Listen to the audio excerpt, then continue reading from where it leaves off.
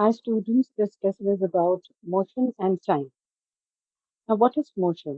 Motion को अगर हम डिफाइन करें तो आप ये कह सकते हैं कि जब कोई ऑब्जेक्ट अपने पोजीशन को चेंज करता है over a period of time, उसे मोशन कहते हैं. Now it means how an object is moving और shifting its own location in a space with respect to time, right? So this is what is motion.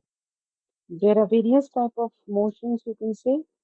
अब emotion जो है ये कुछ चीज़ों पे डिपेंड भी करता है, कुछ फैक्टर्स पे, like what is the path, direction, how many times the thing has been going on, repetitions.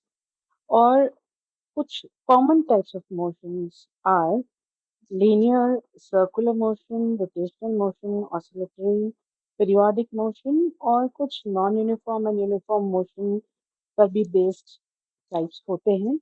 And these are the types of motion. Now, what is linear motion? The motion which is along a straight line. जब कोई सीधा चलता जाता है एक straight line पर, उसे linear motion कहते हैं. Circular motion, circular motion means along a curved path, जहाँ पर एक घुमावदार सर्कल बन जाए. That is circular motion. Then rotational motion वो motion होता है जहाँ पर the object is rotating around a fixed axis. An oscillatory motion, motion that repeats itself back and forth like a pendulum. This is called oscillatory motion.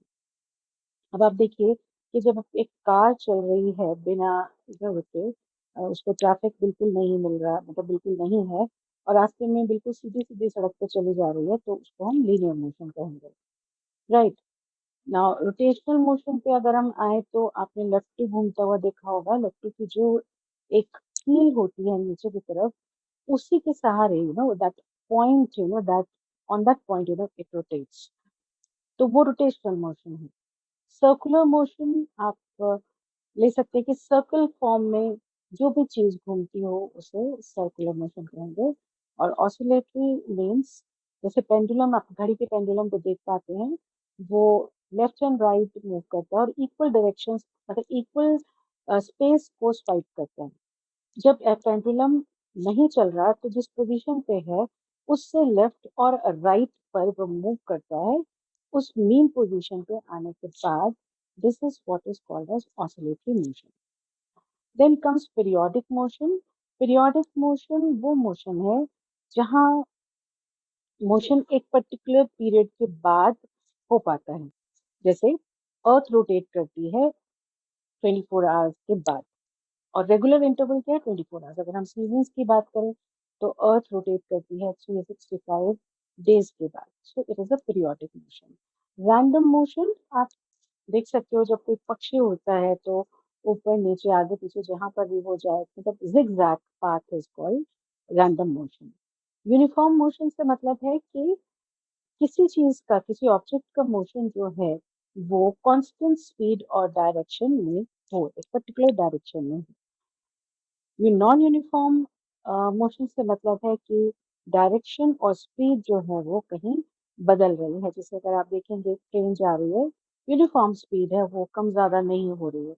लेकिन अगर आप एक traffic को देखें रोड पर, तो कभी किसी गाड़ी की स्पीड ज्यादा हो रही है, किसी की कम हो रही है.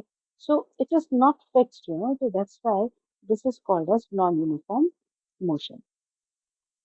So after the concept of motion, next concept comes as time. Time का क्या मतलब है? टाइम मीन्स एक ऑनगोइंग प्रोग्रेशन, मतलब एक लगातार किसी एग्जिस्टेंस का चलना, खत्म होना, जो प्रोबेबली गुजरे काल, गुजरे वक्त, आज के वक्त और आने वाले वक्त से कहीं जुड़ा हुआ हो. तो पुराने जमाने में जब घड़ियां नहीं थी तो लोग टाइम को कैसे मेजर करते थे? तो ancient times they used to have अलग अलग तरीके, जैसे सूरज की प्रेजेंस से उनको टाइम का पता लगता था, या फिर मून की प्रेजेंस से टाइम का पता लगता था, Yeah, they used to use sundials and water clocks, you know, and फिर थोड़ा और जब तरक्की की तो दे हैड आवर ग्लास, वो जो सैंड वाला ग्लास होता है जिसके अंदर सैंड होती है और उसको वो उल्टा कर देते हैं, that's there, and sometimes burning of candle also. So when we talk of celestial observations, then this is by the movement of sun or moon or stars to track the passage of time. तो अब इसी चीज से वो ये देखते थे कि मंथ कौन सा है या डे कौन सा है या दिन का कौन सा वाला टाइम है. जैसे अभी फिगर में आपको ये दिख रहा है सन डायल. तो दिस डिवाइस, इसके ऊपर एक वर्टिकल मार्कर आपको दिख रहा होगा. Then you can zoom it and see. और बीच में जो गोल सा है ये डायल है. तो जैसे जैसे सूरज अपने डायरेक्शन को बदलता है वैसे वैसे इस अ, जो वर्टिकल कॉलम है या रॉड है उसकी डायरेक्शन जो है, उसकी जो परछाई की डायरेक्शन है वो उसके हिसाब से घूमती है, मतलब चेंज होती है. तो इससे ये पता लगाते थे कि what was the time. Then comes water clock. इसमें कुछ वेसल्स होते थे जिसमें पानी जो है वो एक वेसल से दूसरे वेसल में जाता था. उनके ऊपर मार्किंग्स लगी होती थी और स्पेसिफिक टाइम यूनिट के अंदर वो अगर ट्रांसफर हो रहा है पानी एक वेसल से दूसरे वेसल पे, तो ये they used to make out yes कि this must be the time. Then come sand clock या आवर ग्लास भी बोलते हैं. ये वो टेक्निक थी जिसमें ये आप अगर पिक्चर में देख रहे हैं कि ये सैंड भर देते थे और सैंड का जो मेजरमेंट ऑफ टाइम है वो कुछ ऐसा होता था कि जब सारी की सारी सैंड नीचे आ जाती थी तो they use to confirm it with a particular time period. वो ये मान के चलते थे कि ये सैंड जितनी देर में नीचे आएगी तो इतना टाइम जो है वो आगे निकल जाएगा.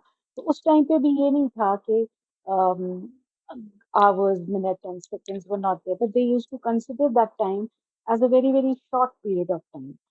तो इस कैलकुलेशन से वो अपना टाइम जो है वो कैलकुलेट करते थे. लेकिन आज अगर हम देखें so there are various clocks and watches are there. आजकल तो स्मार्ट वॉचेस भी आ गई हैं जिसके अंदर not only you can see time but you can do lot more things. You can see internet, you can see WhatsApp messages, then you can count your steps if you're moving, you're walking. आपके steps count हो जाएंगे. मतलब what not you can do with that. When calculators are there in those watches, so छोटा सा ही जैसे wrist watch होती है वैसा ही होता है, but they've got n number of features into it, so they are called as smart watches. और आजकल और भी कई तरह की वॉचेस आ गई हैं जैसे squats watch and wall clock या वैसे रिस्ट रिस्ट जो वॉच है वो भी आ गई है. फिर देन आफ्टर एक और तरह का वॉच जो है वो आया है that is called as caesium atomic watch. तो ये एटॉमिक वॉच जो है कुछ यूनिवर्सल और स्टैंडर्डाइजेशन ऑफ टाइम के ऊपर डिपेंड करता है and it is very very accurate also. आपने स्कूल में लेबोरेटरीज में स्टॉप वॉचेस देखी होंगी. Even when you are in the playground और you are in a match और सो, तो आपके कोच भी एक पर्टिकुलर टाइप की छोटी सी वॉच का क्लॉक का इस्तेमाल करते होंगे जिसको हम स्टॉप क्लॉक बोलते हैं. उसमें बहुत ही मतलब एक एक सेकंड से भी नीचे का टाइम जो है वो कैलकुलेट हो सकता है. मतलब it is a very very deep calculation of precise calculation of time you can say. तो आजकल के टाइम में तो बहुत सारी चीजें आ गई जिससे आप बहुत कम मतलब even nano seconds even you can calculate. तो जब हम केमिस्ट्री लैब में या फिजिक्स लैब में जाते हैं and we have to calculate in number of things there, so there we can use these clocks or the conversions so that our work becomes easy. Then in this particular graph you can see, I mean, this is a graph between speed and time. ये बता क्या रहा है? ये बता रहा है कि जैसे जैसे टाइम बढ़ रहा है वैसे वैसे स्पीड भी बढ़ रहा है. तो बेसिकली ये यूनिफॉर्म स्पीड को बता रहा है. ये जो बिल्कुल स्ट्रेट लाइन ऊपर की तरफ आपको ब्लू कलर की जाती हुई दिख रही है, this is specifying that it is a uniform speed. मतलब कि इक्वल टाइम इंटरवल में इक्वल स्पीड का होना।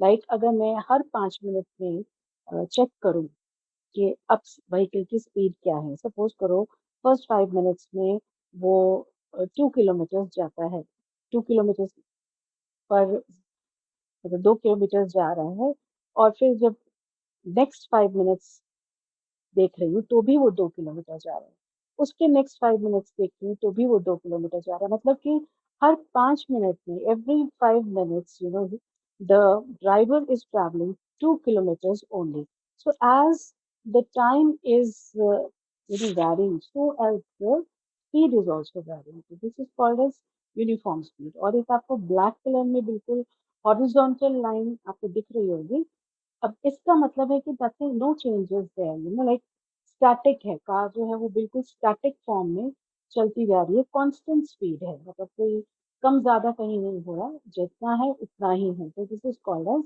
Constant speed, or you can say it is in some kind of an acceleration also. So any other question if you are having in your mind, please write it on comment section or get back to me on the site. So thank you so much. Bye bye.